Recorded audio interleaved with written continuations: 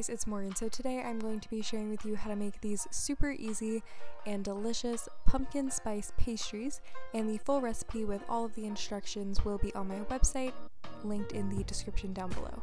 So I'm starting off with 1 cup of pumpkin, and the filling actually makes enough for about 3 batches of this. So keep that in mind. You can, divide up the recipe however you want.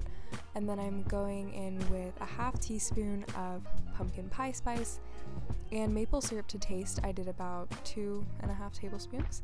And then you just want to mix that up until everything is well combined. So for the dough, I'm using the Annie's brand crescent roll dough. You can also use Pillsbury crescent rolls, those are vegan as well.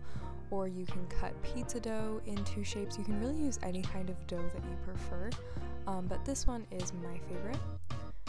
So I'm starting off by using a fork to poke holes.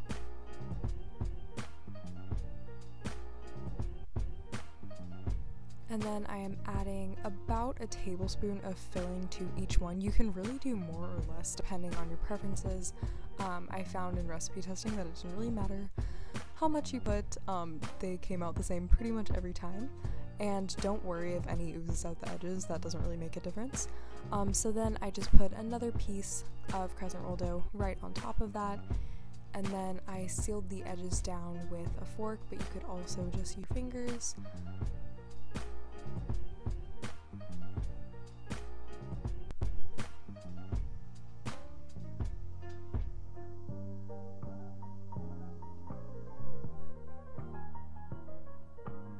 And then next you also want to poke some holes in the top so that way they don't explode in the oven. And then I just added some cinnamon and brown sugar to the top. This crescent roll dough is pretty savory, so I found that the cinnamon sugar was definitely necessary, and it added a really nice touch. It made them nice and golden and super delicious. So for the glaze, I just mixed some powdered sugar, and I used sweetened condensed soy milk. You could also just use regular, any kind of plant-based milk that you prefer, but the sweetened condensed soy milk made it a lot thicker, so that's totally up to you. But I do think that this makes a thicker frosting or glaze. It's really just up to your preferences. So yeah, I just made that until I got it to the consistency that I wanted, and then I put it in a little piping bag and I just drizzled it over each one of my little pastries, and that's pretty much it. If you like this video, give it a thumbs up and subscribe. I upload new videos every Wednesday and Sunday.